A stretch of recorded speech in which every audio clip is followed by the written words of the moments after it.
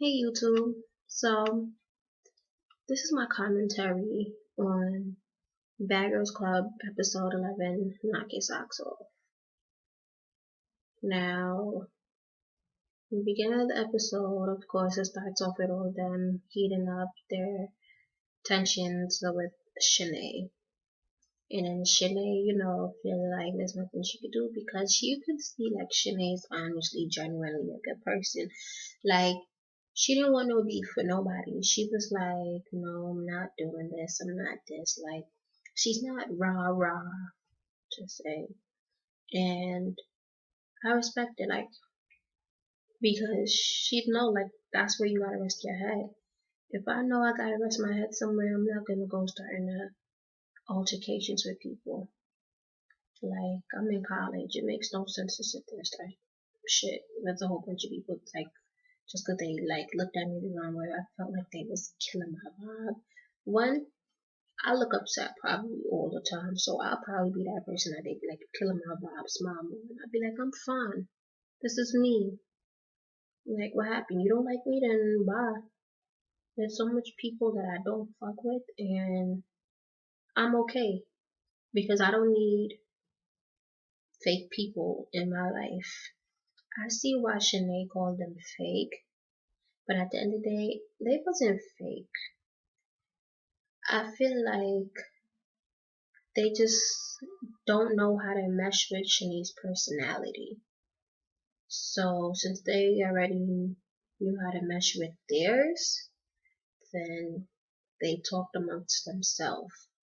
It's fake at the fact that they didn't bring it to her, but it's not fake, and what they saying was kind of right.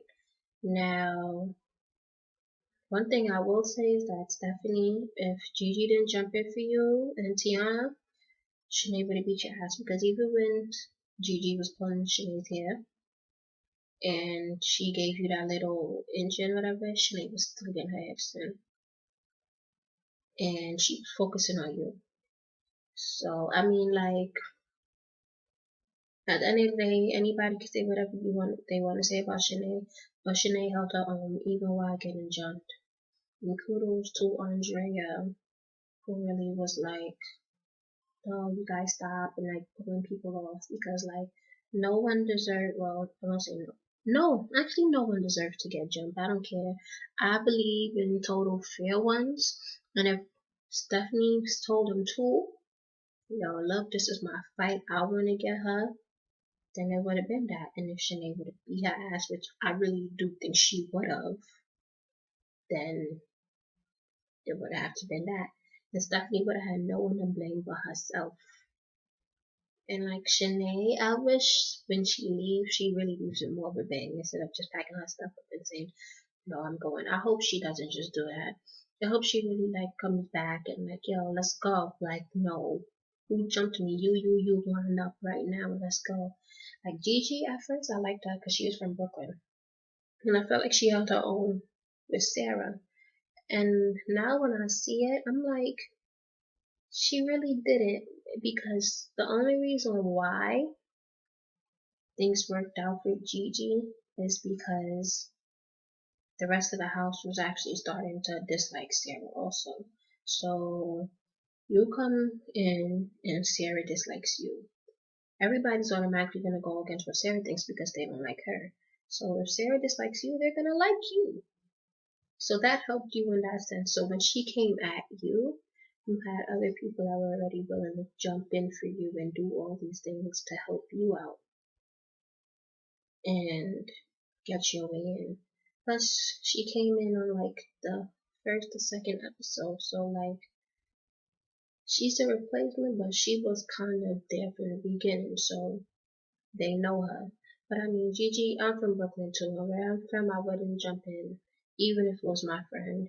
If she's having a fair one, and I see she's losing, all I'm gonna do is I'm gonna be on the sidelines, and I'm gonna be like, yo, no, da da da, I'm gonna be yelling stuff out for her to think that I should think she would do. But at the same time, I can't fight her battles for her.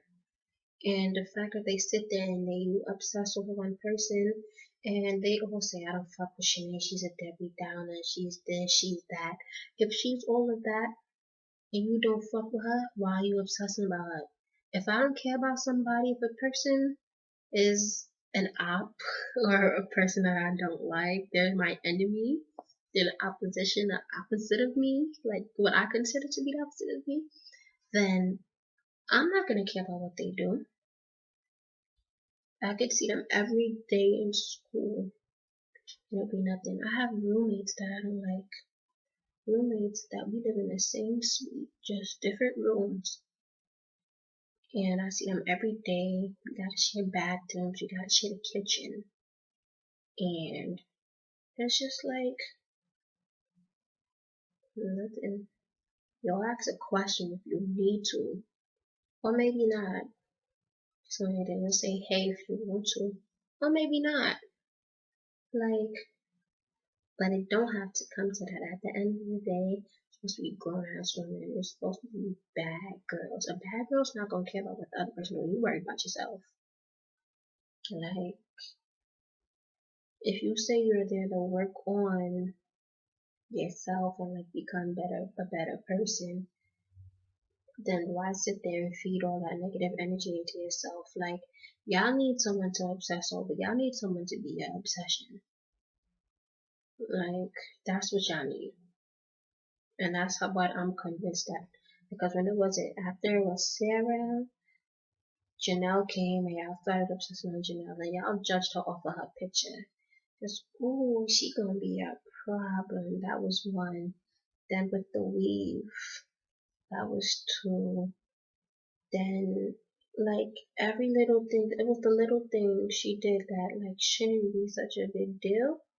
That was, and then from the fact that y'all promised a past roommate that y'all was gonna get her out and y'all felt y'all had to stay loyal.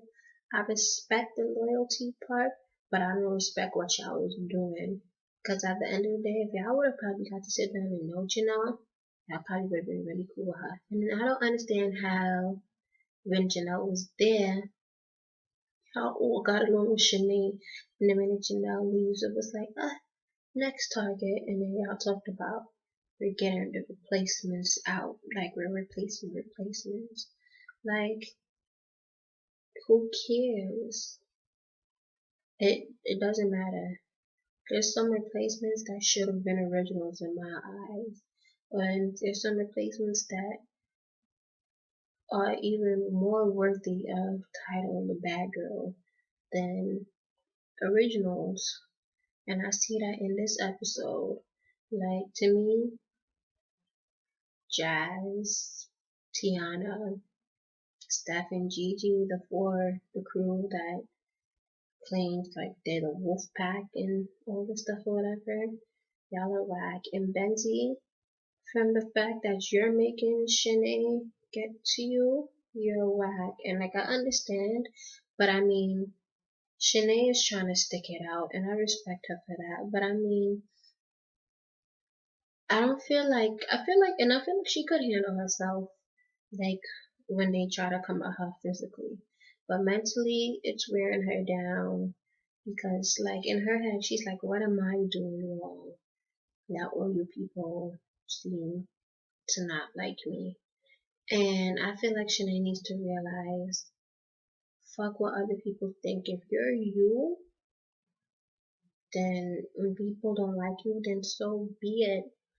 Like, Shanae's not ugly, nothing. And they find the littlest, dumbest things. Like Tiana said, she started to not like Shanae because she noticed that she had really big nipples. And I'm just like, wow. Like, really? I think it was deeper than that. Like, it was something else that probably wasn't taking you the right way.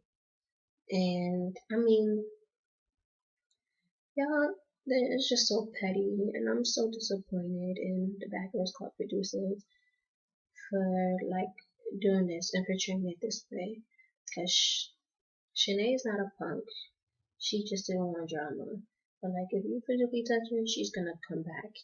And they're just like savages. Like, it's sad. I don't.